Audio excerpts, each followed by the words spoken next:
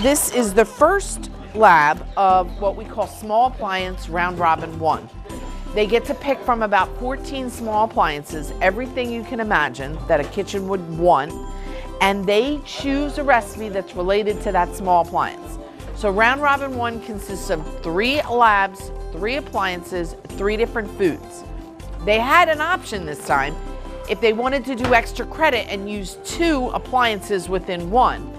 I don't have a group doing it this round, but second round, when they get a little more familiar with these appliances, they'll pick up another appliance and figure it out. But it is a lot of fun because then they're able to see what's worth purchasing and what isn't worth purchasing. What this will do, okay, lift up. Yeah. This will help you in the cooking process and still make your hamburger juicy without, many people flatten them with flipper turners on the grill, and that takes the juice right out.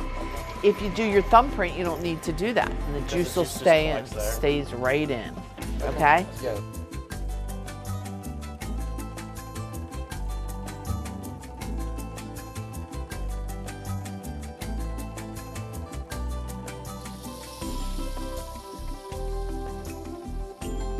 Okay, so in this package, you're getting 1, 2, 3, 4, 5, 6 breasts.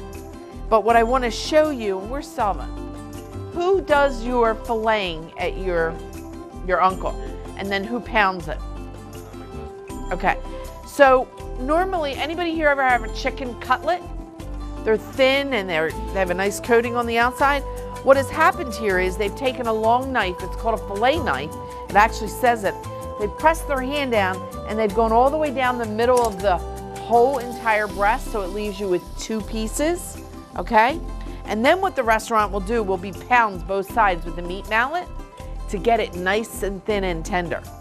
The purpose of me bringing you up here today is because Green Kitchen is not going to use all this breast today. They're only going to use 2. So when this happens, and it will happen with us, if you don't use it all, it goes in a Ziploc bag, sealed, and written on the front, air out of it. Now you have to take the air out for me because my hands have chicken on them. And you're gonna label the front with a marker for breasts. That's gonna go in the refrigerator because I already know that a group is using this chicken tomorrow. If no one's using this chicken Wednesday or Thursday, where's that chicken gonna go? Freezer, okay? You must learn to respect this food.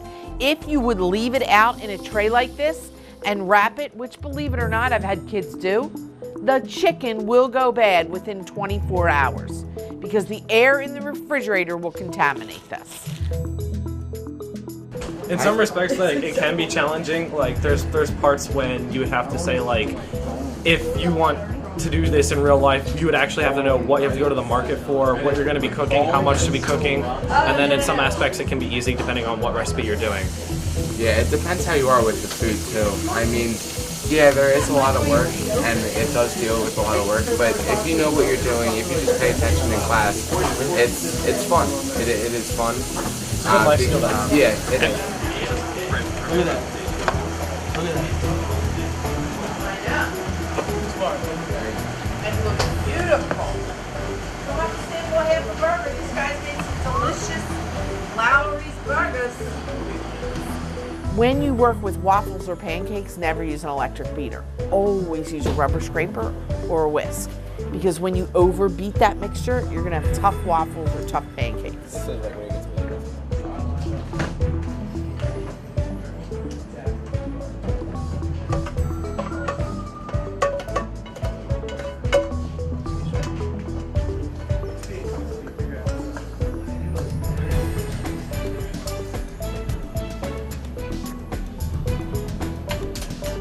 There's like a lot of freedom. You get to choose your own recipes and that you kind of do whatever you want. It's not like strict where like Best of Baking, you have to cook what the teacher wants. It's like whatever you guys want to cook.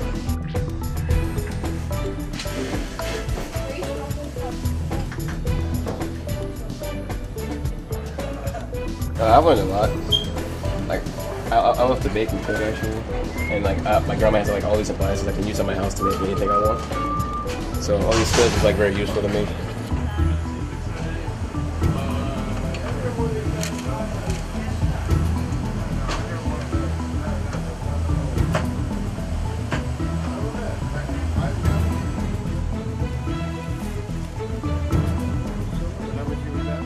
They did a good job for their first day of small appliances. This was really good. They still have to get the hang of they've only got 80 minutes because they all have a tendency to just maybe not pay attention to it, but they're getting better. So I think they did really good. And what will be the test is the next 2 days, how quickly they can get these foods out and prepared. And garnished. That's the biggest thing this lab. Garnishing is the first thing it's the first lab they've used garnishing. So they've done really well so far. Oh, she's awesome. She's a great teacher.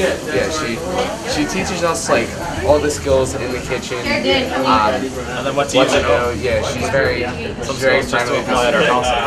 Yeah. She's a great teacher. This is my second year having her, and she's a great teacher. I love having her. I wish I can have her again, but after graduate, so.